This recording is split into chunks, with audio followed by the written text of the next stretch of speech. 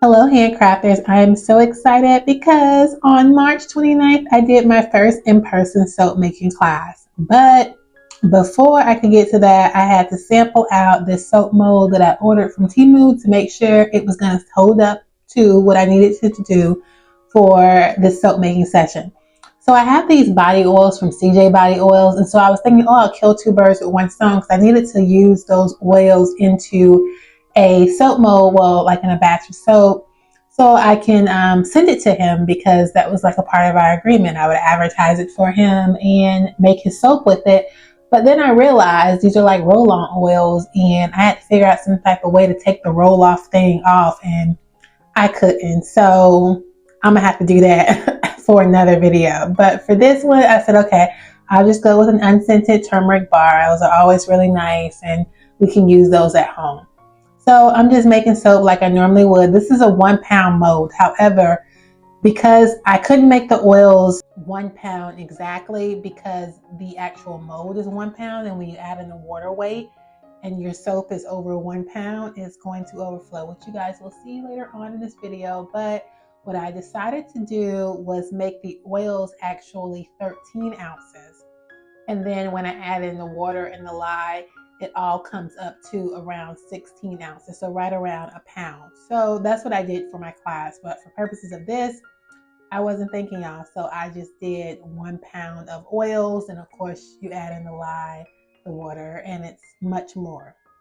So this was just a really simple batch.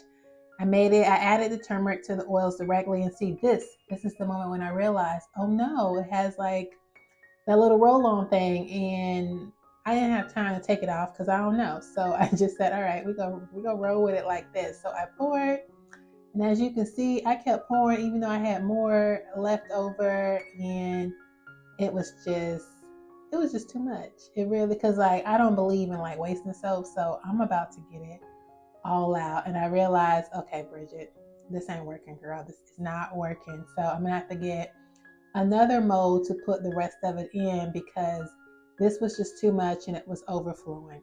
But no worries, I had a soap mold very close by that I was able to add to it so that I can put the rest of the soap batter in that mold.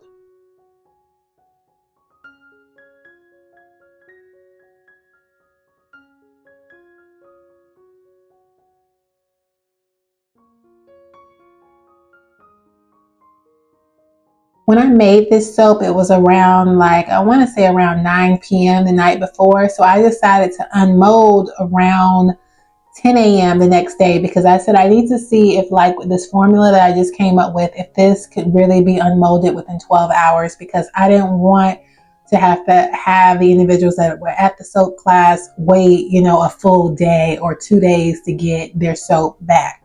So I said, let me just try to unmold it, and it worked, guys. It was a little soft. I ain't gonna lie. It was a little soft, but it wasn't like horrible. And even like the soap mold was not bad at all. I was able to just push it out, got the nice block.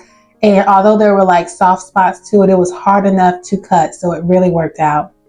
I also wanted to make this soap prior to actually using it in a class because I actually want to see how many soap bars I would actually get out of it. Because when I first started advertising this class, I said, oh, you'll get 3 soap bars to take home. But as you can see, now y'all, you can get 4, plus you can get your end pieces, which I knew the end pieces were going to come.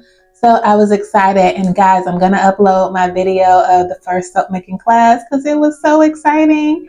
Thank you guys for checking it out. And for now, Black Hands are out. Bye bye, guys.